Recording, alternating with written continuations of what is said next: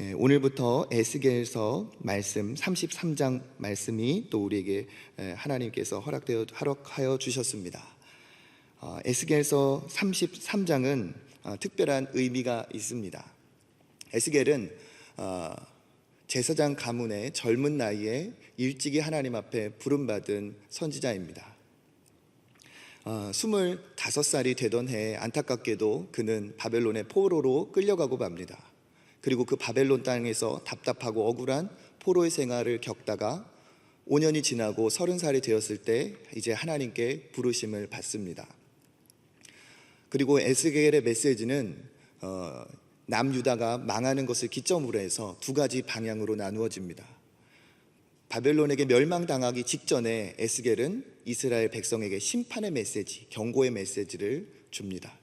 그렇지만 에스겔은 이제 하나님께서 그 백성들을 돌이킬 것을 후반부에 또 이야기하고 있습니다. 그래서 에스겔 말씀을 보면 1장부터 24장까지는 계속해서 에스겔의 경고의 말씀이 나옵니다. 그리고 이스라엘 백성이 회개하고 돌아올 것을 이야기하죠. 그리고 그 심판의 메시지 이후에 열방의 심판의 메시지가 또 32장까지 나옵니다. 그래서 한마디로 32장까지의 에스겔의 말씀은 에스겔을 통해서 하나님께서 주시는 심판의 경고의 메시지라고 볼 수 있습니다. 그리고 오늘 이제 33장이 시작이 됩니다. 앞부분을 32장까지 나누고 뒷부분을 33장부터 나누는 것은 이제 33장부터 새로운 국면에 접어들기 때문이죠. 대부분의 선지자들이 그러하듯이 하나님께서 심판의 메시지를 주셔서 경고를 하지만 그 심판의 메시지는 심판만으로 끝나지 않습니다. 사랑의 하나님, 은혜의 하나님께서 그 선지자의 입을 통하여 다시 한번 회복의 메시지를 주시는 것이죠. 그래서 오늘 33장은 에스겔 전체의 말씀 중에 전환점과 같은, 변곡점과 같은 말씀입니다. 그래서 오늘 33장의 말씀이 우리에게 더 큰 의미가 있는 것 같습니다. 33장의 이 말씀은 파수꾼의 이야기로 시작이 됩니다. 전쟁이 일어났을 때 적들이 침범해 올 때 가장 중요한 역할을 맡은 이가 바로 경계, 보초를 서는 파수꾼이죠. 하나님께서는 파수꾼의 이야기를 통해서 에스겔에게 어떤 사명을 감당해야 할지를 말씀하고 계십니다. 파수꾼이 이렇게 경계를 서다가 저쪽에서 적들이 침범을 해옵니다. 파수꾼은 그것을 당연히 보고 그것을 백성들에게 자기 나라에 고해야 되겠죠. 그래서 고해서 그 백성들이 생명을 얻으면 파수꾼은 사명을 감당한 것입니다. 그런데 만약에 파수꾼이 적들이 침범을 해옴에도 불구하고 그것을 말하지 않아서 그로 인해서 만약에 그 백성들이 죽임을 당하면 파수꾼은 마땅히 책임을 져야겠죠. 이 전쟁의 상황에서의 파수꾼의 이야기는 어떻게 보면 좀 합당한 이야기인 것 같습니다. 그런데 하나님께서는 이 파수꾼의 이야기를 이 에스겔에게 적용을 하시면서 뒤에는 조금 더 진전된 말씀을 하시죠. 하나님께서 에스겔에게 이스라엘의 파수꾼으로 세웠다 하시면서 이제 8절부터 9절까지 이렇게 얘기를 하십니다. 악인에게 이르기를, 의인이 아니고 악인입니다. 악인은 하나님의 심판의 대상이고 사는 것이 아니라 어떻게 보면 죽는 것이 정해진 사람들이죠. 그런데 하나님은 악인에게 이르기를 너는 반드시 죽으리라 하였다 하자. 하나님의 선고가 내려진 겁니다. 파수꾼을 통해서 너는 반드시 죽으리라 하는 심판의 경고가 악인에게 내려졌습니다. 이것을 들은 파수꾼이 내가 그 악인의 말로 경고하여 그의 길에서 떠나게 하지 아니하면 그 악인은 자기 죄악으로 말미암아 죽으려니와 내가 그 피를 내 손에서 찾으리라. 이 악인은 이미 반드시 죽는다는 하나님의 선고가 내려진 대상이죠. 그러니까 이들이 하나님의 심판의 대상이 되고 반드시 죽으리라 했으니까 진짜 죽임을 당하는 건 어찌 보면 마땅한 판결인 것 같습니다. 그런데 이 사이에서 파수꾼의 역할이 있습니다. 무엇이죠? 반드시 죽으리라 하였는데 그 악인에게 가서 반드시 죽으리라는 말씀을 전하라는 거예요. 근데 이 파수꾼이 생각을 잘못해가지고 어차피 반드시 죽으리라 했으니까 어차피 하나님이 죽이신다 하셨으니까 굳이 전할 필요가 있을까? 이렇게 자기 생각으로 판단을 해서 만약에 전하지 않았을 때 악인은 그냥 그 악의 대가로 처벌을 당하겠죠. 그런데 그 처벌의 대상 중에 그 하나님께서는 파수꾼까지도 집어넣고 계십니다. 왜요? 파수꾼이 가서 반드시 죽으리라 했던 그 악인조차도 만약에 회개를 하면 하나님의 마음은 어떤 마음이세요? 살려주실 마음이세요. 그러니까 9절에 그래서 이야기를 다시 하시죠. 그러나 너는 악인에게 경고하여 돌이켜 그의 길에서 떠나라고 하되 그가 돌이켜 그의 길에서 떠나지 아니하면 그는 자기 죄악으로 말미암아 죽으려니와 너는 생명을 보존하리라. 반드시 죽으리라 하는 그 말을 듣고 가서 너희들이 하나님의 심판을 받아 악에서 떠나지 않으면 죽을 것이다, 이렇게 얘기를 했을 때 악인이 거기에서 돌이켜가지고 이렇게 생명을 얻으면 그나마 다행인데 그걸 무시한 거죠. 무시해서 이제 하나님 앞에 심판을 당합니다. 근데 여기에서 앞부분과 차이점이 있죠. 무엇입니까? 파수꾼이 죽으리라 하는 말을 가서 전한 거죠. 그러면 하나님이 어떻게 하신다고요? 네가 전했기 때문에 내가 너를 살려주겠다, 너의 책임이 아니다 라는 말씀이죠. 그러니까 어떻게 보면 하나님의 마음이 이렇게 쭉 보면서 이제 진심이 드러나고 있어요. 하나님은 반드시 죽으리라 약속을 하시고 말씀을 전하라 하셨지만 실제 하나님의 본심은 그게 아닌 거죠. 백성을 향한 하나님의 마음은 그 파수꾼이 가서 백성들에게 반드시 죽으리라 얘기를 해도, 죽으리라 얘기를 했다 할지라도 그들이 깨닫고 자기의 죄를 회개하고 하나님 앞에 돌이켜 나오면 하나님은 다시 살리시고 기회를 주실 하나님이시라는 것이죠. 그러니까 이 파수꾼은 하나님의 마음을 제대로 알고 있어야 합니다.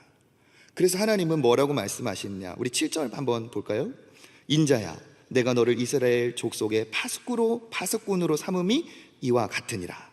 그런즉 너는 내 입의 말을 듣고 나를 대신하여 그들에게 경고할지니라.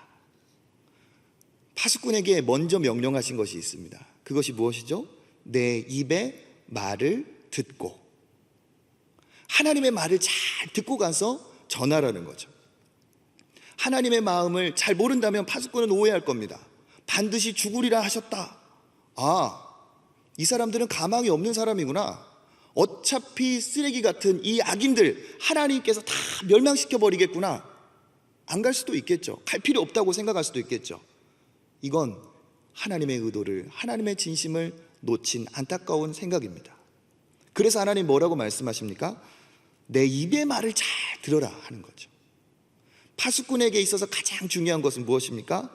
하나님의 입의 말씀을 경청하는 것입니다. 하나님께서 그렇게 말씀하시지만 이것이 돌이켜서 살리려는 뜻인지 정말 심판하려 하시는 뜻인지 그는 그 입의 말을 듣고 하나님의 의도를 파악을 해야 됩니다. 하나님 앞에 겸손히 나아가 부르신 그 하나님 앞에 대면한 그 사람은 분명히 이것을, 이 하나님의 의도를 깨달을 거죠. 그러면 어떻게 되겠습니까? 하나님의 마음을 그 깨달은 그 파수꾼이 마음이 뜨거워져서 하나님 마음의 그 사랑에 감동하여서 그는 하나님을 대신하여 나아갈 겁니다. 그리고 뭐라고 합니까? 나를 대신하여 그들에게 경고할지어다. 이제 경고를 합니다. 어떤 마음으로 경고를 할까요? 예의 나쁜 녀석들 망해버려라. 예의, 너희들은 가망이 없다. 너희들은 어차피 죽을 인생이다. 이런 마음으로 파수꾼이 경고를 할까요? 그건 아닐 것 같습니다. 파수꾼은 하나님께서 살리시려는 의도를 가지고, 기회를 주시려는 의도를 가지고 이 경고의 메시지를 전하라는 그 뜻을 분명히 깨달았기 때문에 하나님의 마음을 가지고 가서 전달하겠죠. 하나님께서 그들을 살리시기를 원하신다는 그 간절함을 가지고 전할 겁니다. 그러면 그 메시지는 분명히 여기 있는 것처럼 하나님을 대신하여 전하는 메시지가 되겠죠. 그러면 어떻게 되겠습니까? 그 악인이 100인이라 할지라도 1000명, 10,000명이라 할지라도 이 하나님의 뜻을 깨달은 자가 누구 하나라도 주님 앞에 돌아와 회개하는 역사가 일어날 겁니다. 이것이 파수꾼의 사명이라 하는 거죠. 그런데 안타깝게도 이스라엘 백성들은 이러한 하나님의 의도를 잘 모르고 있는 것 같습니다. 10절에 보니까 그런즉 인자야 너는 이스라엘 백성에게 이르기를 너희가 말하여 이르되 우리의 허물과 죄가 이미 우리에게 있어 우리로 그 가운데 쇠퇴하게 하니 어찌 능히 살리요 하거니와. 이스라엘 백성들은 이렇게 얘기하고 있습니다. 우리의 허물과 이미 우리에게 있어서 우리로 쇠퇴하니까 우리가 어떻게 능히 살겠느냐. 우리가 하나님 앞에 벌을 받아서 포로로 와 있고 우리나라가 이렇게 망해버렸는데 우리에게 무슨 소망이 있겠느냐.